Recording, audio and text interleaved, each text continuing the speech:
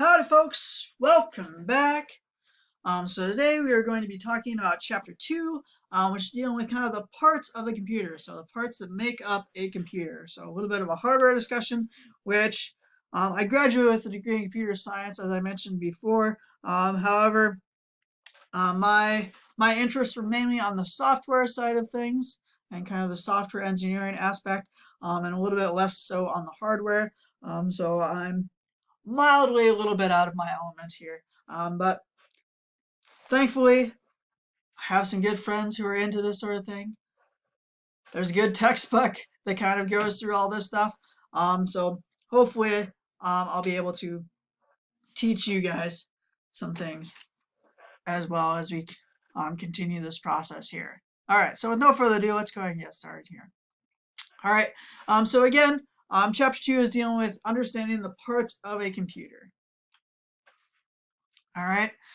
So computers are data processing devices, meaning that they deal with several different ways that they go through evaluating and processing data. So if computers are input, where it gathers data or allows users to enter the data.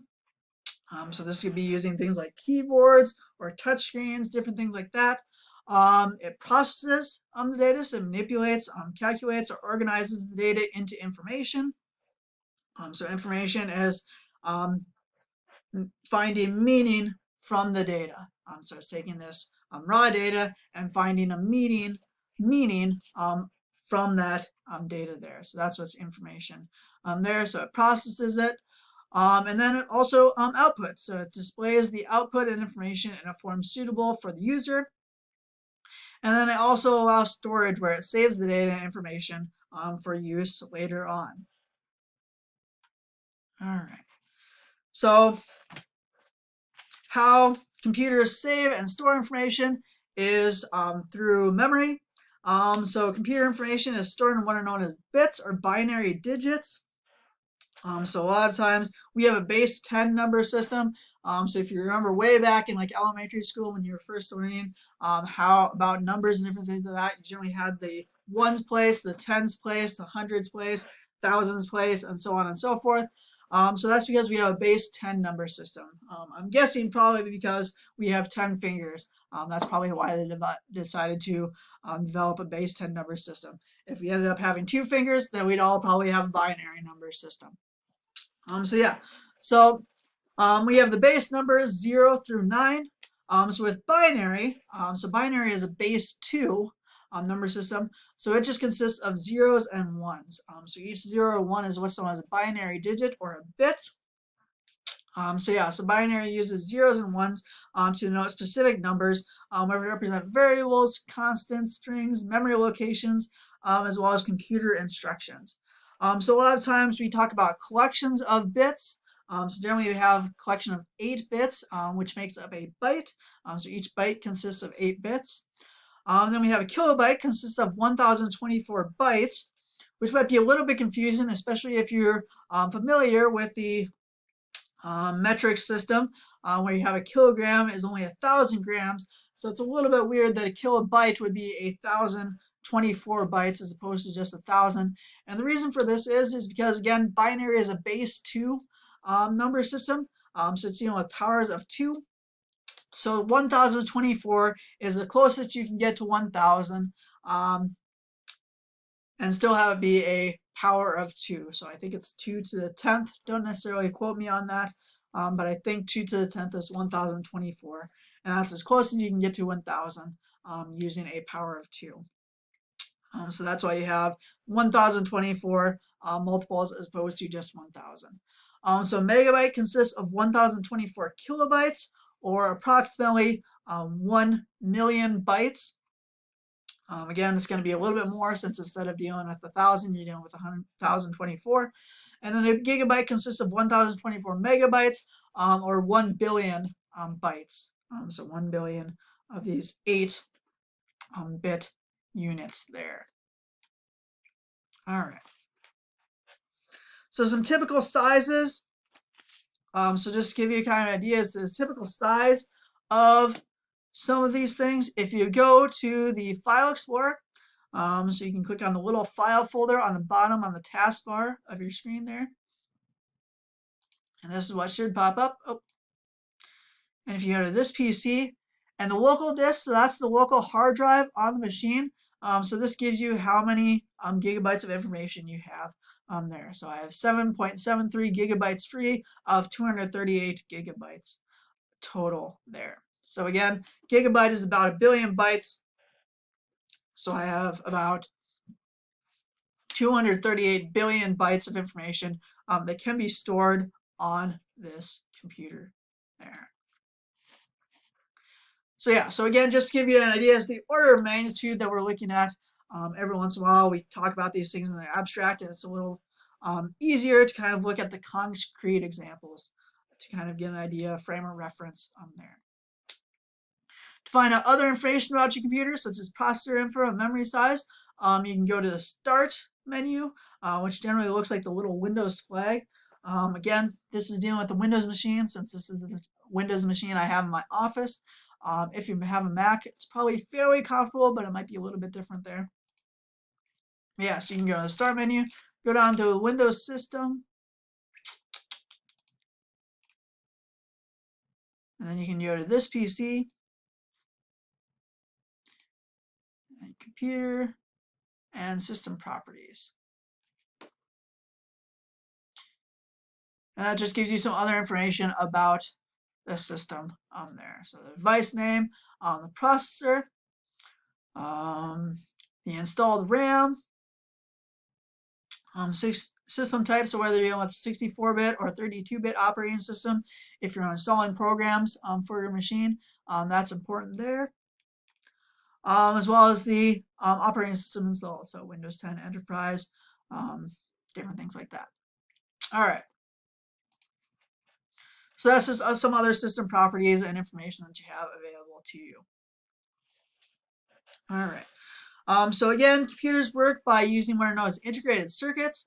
Integrated circuits are made up of transistors. So transistors are electrical switches built out of layers of a special type of material known as a semiconductor. So again, with types of materials, you kind of have different types. You have conductors and insulators. So semiconductor, under certain properties, acts as a conductor. Under other properties, it does not there. So that's kind of where you get the semi in semiconductor there. So transistors are electrical switches. So a switch we can think of as on and off, which again, binary, so you have 0 and 1. So yeah, so transistors are these electrical switches built out of semiconductors. And integrated circuits or chips are tiny regions of semiconductor material that support a huge number of transistors. So again, instead of dealing with just a single transistor, we're dealing with a huge number of transistors there. All right. So I'm talking about the software side of things. So the software are the programs that run on the computer. So in talking about the software, there's kind of two main different subsets there. So the operating system is kind of the basic platform for the computer that controls the computer's resources and communication with other devices, such as drives, networks, different things like that. So we have a Windows operating system, other operating systems. So Apple has their own operating system. I think it's like OS 10 or OS X. I don't know if they're sticking with the Roman numerals or not. But yeah, Linux is an operating system that's open source, so you can use it on both Macs and PCs there. But yeah. And again, the operating system, which I think we have a whole section talking about the operating system, so I'm probably putting the cart before the horse a little bit here. But yeah, so the operating system just controls the computer's resources, so how it stores information onto the memory, how it reads information from the memory, how it coordinates with the input-output devices, different things like that. And then you also have the application software, which are the specific programs that run on the machine that are used to accomplish specific tasks. So for example, Microsoft Office Suite, Microsoft Word, Excel, Access, PowerPoint, those are all pieces of application software. Windows Explorer is a piece of application software. Pretty much any program besides the operating system kind of falls under this application software there. All right. Right, so hardware, so the hardware are the physical parts of the computer, so the parts you can see, touch, smell, hopefully not, taste, I wouldn't advise it, hear, again, probably hopefully not, but yeah, so they're the physical parts of the computer there. And I think I have a few examples, so I'm going to kind of go through each of these in turn. All right. So the hard drive is the main place where information is stored on the computer. It's what's known as a non-volatile storage. So non-volatile means that if you turn off the computer, that information is still going to be saved on the hard drive, as opposed to the RAM, which is a volatile storage, where if you turn off the computer, that is wiped clean on there. All right. So the hard drive is the main place where information is stored on the computer. So a lot of times hard drives have a cover. If you take off the cover, this is what it will look like. So you have a magnetic disk in the middle there, and then you have a magnetic arm. So that's how information is stored on the computer, which is why if you've ever taken like a really, really strong magnet and put it by a computer, it messes with everything. And also why if they want to get rid of information on a hard drive, they take it and take it through a magnet, and that wipes the hard drive clean there, because the hard drive consists of the magnetic disk, which if you put a strong enough magnet close to it, will mess with that information there. So yeah, so the hard drive is the main physical part of the computer. So a lot of times if something ends up breaking down on the computer, a lot of times it's to deal with the hard drive. You can also have external hard drives as well as internal hard drives, so that are internal to the machine. So you have an external storage space as well there. All right. So other places where information is stored is in RAM, or random access memory. So these are some sticks of RAM here. So this is a volatile storage device. So that means that if I turn off my computer, any information that's saved in the RAM is wiped clean, which then begs the question, well, why would you store anything in RAM? If you want to actually store the information, why would you use RAM? So the reason why is because a lot of times RAM is easier to find information because it's a lot smaller than the hard drive generally. So there's less information to comb through. So a lot of times for instructions that you're going to be using often, a lot of times those can be stored in the RAM as opposed to the hard drive, which generally makes the computer run a little bit faster there. All right. The CPU is kind of the brains of the outfit. So this is the top of the CPU, and then this is the bottom here. So these are all the different transistors. So yeah, so the CPU kind of handles how everything is performed, so how the instructions are processed and different things like that. So it performs all the different calculations that you need, as well as keeps track of the instructions there. Flash drive is on top there. On the bottom there you have a floppy disk, which was the flash drive when I was growing up. Back when I was a kid, we had no flash drives, we had floppy disks. I know, old man Matt there. All right. But yeah, I don't think, yeah, this computer doesn't even have a spot for a floppy disk. I remember right in my senior term paper, I had a floppy disk, and I think I found that when I was digging through a bunch of boxes in my parents' shed, because that's where they put all the stuff that was mine. So yeah, but a lot of times you'll have seen flash drives before. So that's for portable storage. So you can save information to the flash drive, and then you can take it out and plug it into another computer. Same idea with the floppy disk, just another way of storing that information. All right. Hardware interfaces. So those are just a fancy name for the plugins on the back of your tower or monitor. So the VGA ports, that's mainly dealing with video. So a lot of times monitors are connected via VGA cables there. DVI port, I've mainly seen the DVI port with printers. I think before my machine got upgraded, I had one of the older machines and it didn't have two VGA ports, and I wanted to have two monitors because that's a lot more convenient. So I think I had to find a way to adapt from VGA to DVI, and then I used the DVI port for my other monitor. But yeah, most of the time wired printers are the main places where I've seen DVI ports. Then you also have HDMI ports as well. That's for video as well. You also have USB ports, which I don't think I have a picture of, but a lot of times USB ports um, are also for like keyboards, mice, as well as a lot of printers nowadays also, I think, use USB as opposed to DVI ports. USB stands for Universal Serial Bus, so universal is kind of a little bit convenient there. All right, so the network interface controller. So this is for a wired network. So this is where the Ethernet cord would go in if you had a wireless network. This is where the antenna would be, so that you could pick up a wireless signal there. So the network interface controller, or the network interface card, is how you can access a network. So how you can access the internet or other types of networks there. And the motherboard. So this is the hard drive here. This is some RAM. And then if you go down here on the bottom, so that is an example of a motherboard. So you can see you have the CPU there.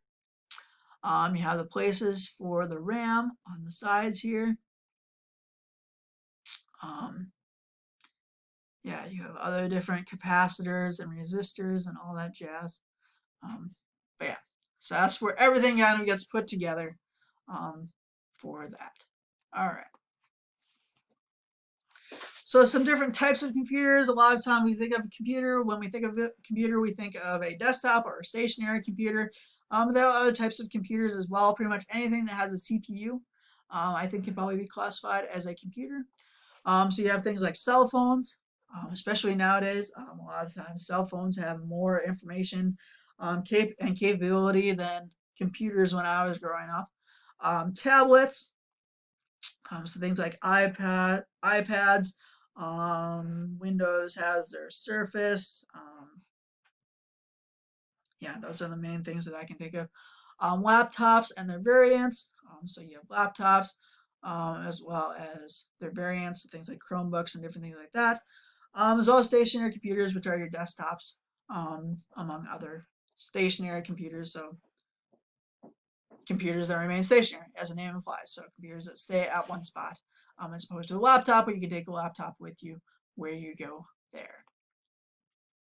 All right. Input devices. So an input device lets you enter data, whether text, image, sounds, and instructions. So user responses and commands.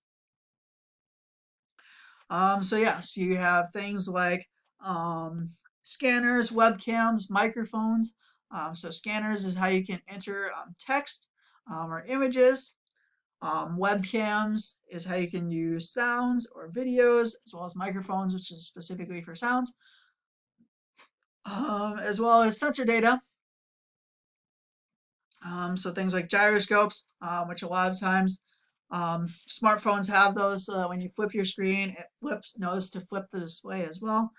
Different things like that. Physical keyboards and touchscreens, also how you can enter data into a computer there. Mice and other pointing devices. So mice as well as touchscreens there. And again, you also have image, sound, and sensor input, which again deal with sensors, gyroscopes, scanners, webcams, microphones, what have you on there. Output devices, so image output, a lot of times you think of monitors with that. So you have LCD as well as LED monitors. So when talking about monitors, you have two different properties of a monitor. So the aspect ratio is the width to height proportion of a monitor. So a lot of times you have two numbers separated by a colon. So that represents the width to height proportion. So a lot of times you'll see things like 4:3 or 16:9.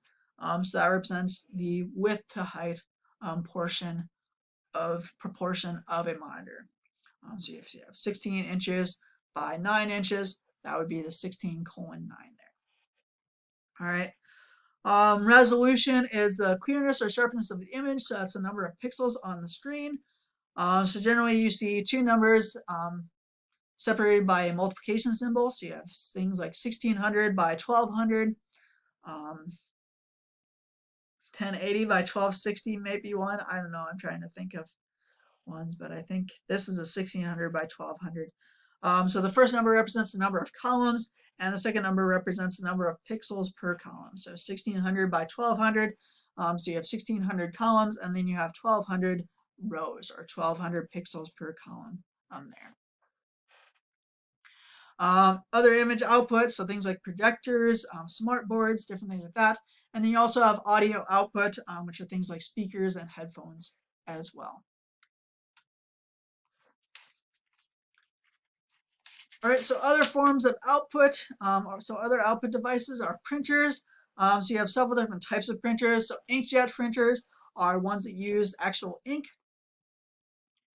there. You also have laser printers, which use static electricity to deliver toner, and then heat that to fuse the toner onto the page. Cloud-ready printers are printers that are able to use the internet, so you're able to use wireless printing there. All-in-one printer includes things like printer, scanner, all in a single machine there. Large format printer, here in the Science Center, I think we have a poster printer, which is able to use large sheets of paper and print posters. During the summer, we have students do research for South Dakota BRIN, and they have poster presentation at the end of the year, so we use the large format printer pretty much once a year for that. You also have 3D printers, which use heated plastic in order to create 3D models there, which I think we also have a 3D printer on campus as well, which is a lot of fun to use. All right. Other things that might be helpful as far as system information and maintenance goes. So disk cleanup allows you to free up space on your hard drive. So you can access the disk cleanup by right-clicking on the local disk and go into Properties, and then you can select Disk Cleanup.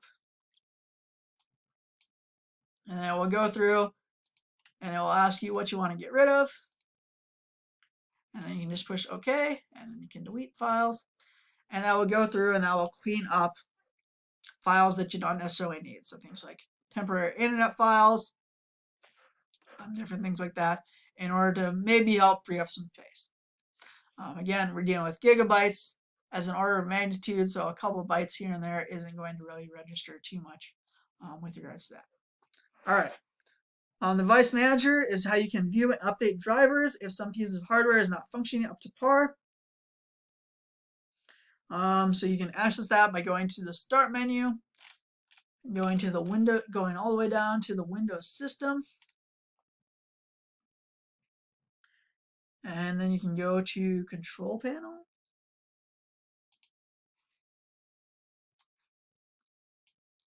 System and Security, and I think it's System. Yeah. And Device Manager. So that shows you all the different devices that are currently installed on the computer. So if you have a device that is not working, this is how you can find what is installed, as well as update the device driver, so that hopefully that becomes more functional there. Adding a printer.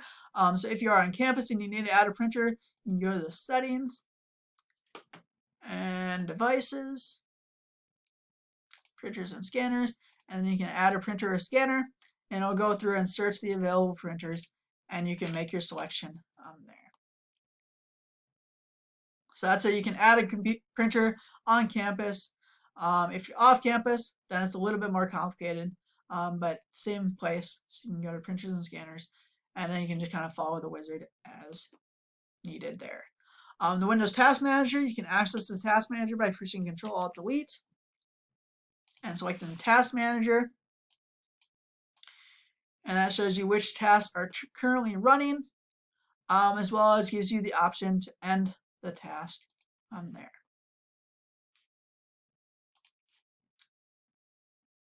So if you have a hung application that is freezing your computer and you want to end that, but it's not allowing you to, that's one way that you can go about doing that. Installed memory and its other system information, if you go to Start,